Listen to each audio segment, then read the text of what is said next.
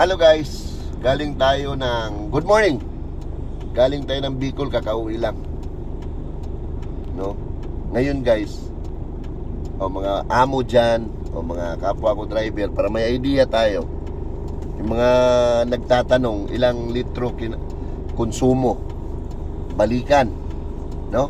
So from Bulacan to Legazpi, no? Legazpi, Sintro, tapos balik ulit dito, round trip. Ngayon guys, malalaman natin kung ilan yung diesel o ilang litrong diesel ang kinain niya, no? Ang konsumo niya. So ang odometer niya ay, bago kami umalis, dito natin makikita yan sa odometer, no? So para may idea lang tayo. Okay, 167 462 i-minus natin ngayon. Ay, 168 pala. 168 635 minus 167 462. So guys, ayan guys, oh. Okay, ayan, oh. Ngayon equals 1,173 kilometer. 1,173 kilometer. Tingnan natin kung ilan ang konsumo sa diesel niyan. So para sa ano talaga to, 1 liter is 2 kilometer. So i-divide natin siya sa 2. Tingnan natin kung swak siya guys, ha.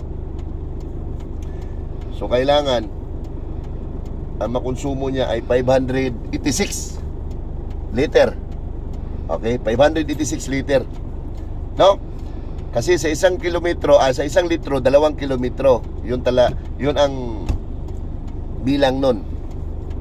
So nag-round trip tayo ng 1,100 something, 73 kilometer.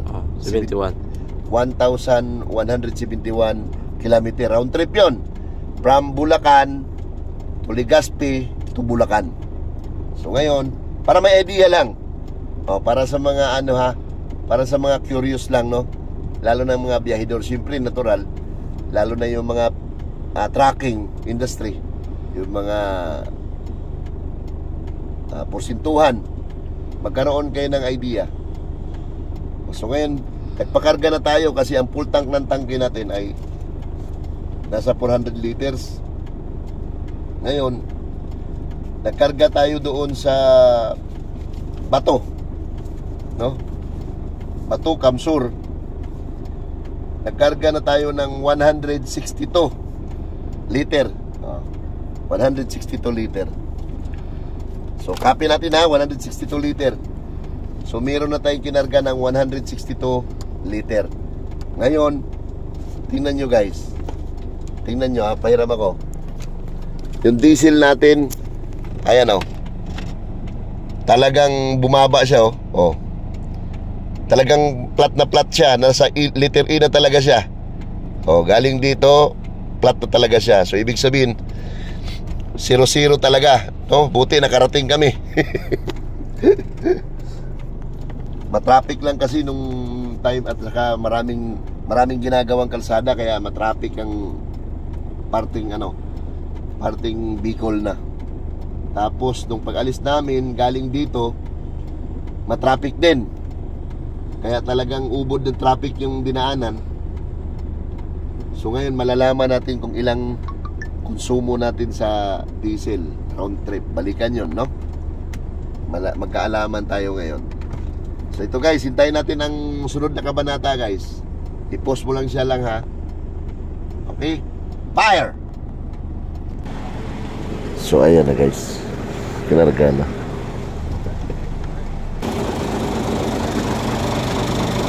Wala talagang laman, oh. Wala na. Nakita na yung Mga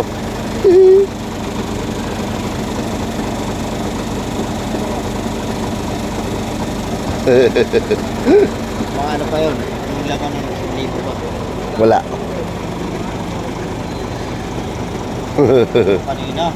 Ha? Siguro yung kanina. Sinilip namin yun. Wala na. Ito.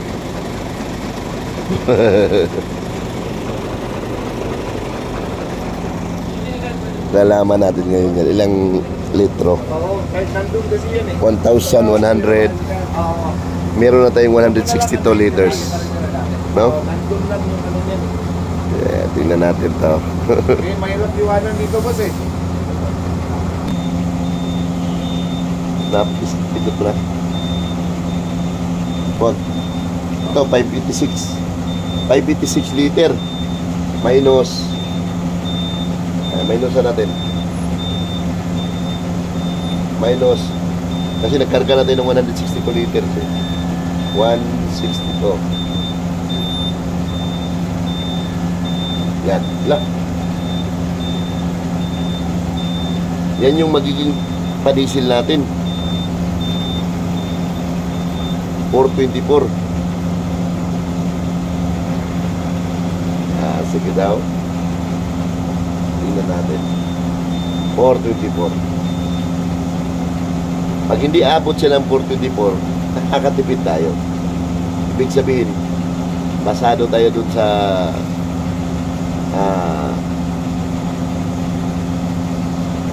consumable ng 1:2. 1 litro, 2 kilometro. Ibig sabihin, nakaminus tayo. Magaling yung operating drive natin. No? Hindi tayo lagi nag-u-over-RPM. At timing ng pagmamani nyo, hindi yung nagbabalasubas, hindi yung tawag nito, yung kaskasiro. Ayan. Ibig sabihin, smooth siya. Pati pag-apak ng preno, pag-operate ng exhaust. Ibig sabihin, pag ito hindi umabot ng 424, yun yung natipid natin. No? Ganun yung operating drive system, guys. No? Sa ecosystem yun eh. No? Na nakakaminos ka pag sumunod ka lang doon sa green zone. Pero ang ano niyan, ang pasado dyan, para sa mga Isuzu, ang pasado dyan, 1:2 kilometer. So, 1 litro, 2 kilometer. So, ngayon, malalaman natin. Tingnan nyo guys. Oh, 234 na. Ngayon naman, pag sumubra naman sa 424 liters, bagsak tayo nun. Bagsak yung operating drive system natin. Dalawa ang pag-anuhan natin yan. Kasi nakapagkarga na tayo ng 162 liters eh. Doon pa sa Bato, Camsor. Ito naman ngayon, dito natin malalaman yung finishing line. Oh. Ganon kahalaga yung green zone. No, maraming dala yung green zone. Di ba? Nakakaminos ka sa diesel, nakakabawas tayo sa aksidente, disgrasya. No? Yung makina natin, kalmado, hindi mainit. Yung temperature, hindi siya mainit. Yung pressure ng preno, hindi siya malapit sa disgrasya doon sa magbabaga. Kasi yung takbo mo, smooth lang. Yun ang green zone ang nakukuha natin pag danton tayo sa green zone operating drive. Yung pinaka main drive natin ay green zone. So guys, sana makakuha kayo ng idea dito. No, yung iba na green zone na hindi nila alam kung ano ba yung green zone. So ngayon, meron na tayong vlog yan. No? So sana makuha nyo guys. Sana makuha nyo. Ngayon, dito natin malalaman ngayon, dagdag to. Pag ito, hindi umabot ng 424 or 424, pasado tayo. No? Pero pag lumabas sa 424, bagsak tayo nun sa operating drive system. No? So, konti na lang, titingnan silipin ko, dyan ka lang ha.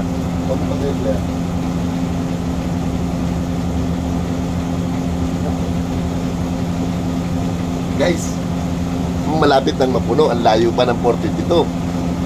Oh, ay 424. Silip po nito pre. Oh, mapuno na yung tangke natin. Oh, pupuno na yung tangke natin ha. Oh, yan ha. Puno na. So guys, tingnan nyo guys ha. Oh, itutal natin.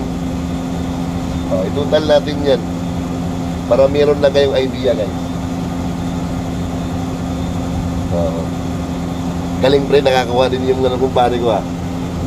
Galing pa rin oh. Magaling. Magaling yan.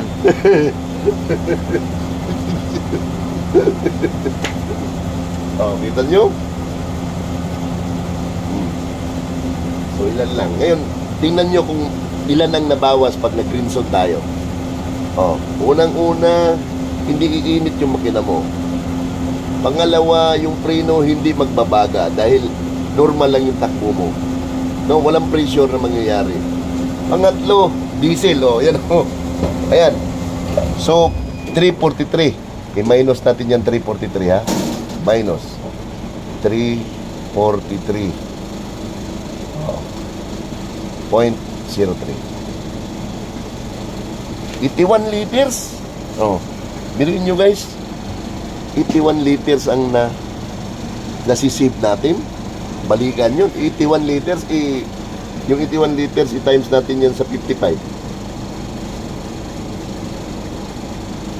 4,480. Oh. So, nagkaroon kayo ng idea ngayon. Dito tayo, pre. Diba? Sulat mo. Sulat mo. Nagkaroon kayo ng idea ngayon, guys. Tara. Putak na, oh. Huwag ka, pre. Ganyan ka, pre. Oh, so, guys, na-full tank natin. Ganon kahalaga yung green zone. No? Biruin mo, nakatipid ka ng ano? Nakatipid ka ng 4,480 pesos yung balikan natin. Oh, ang laki nun. Oh, para sa mga amo o para sa mga driver. No? Take note guys. Ganun ang nakukuha natin sa Green Zone Operating Drive System. So ito si Veteranong Biyahero.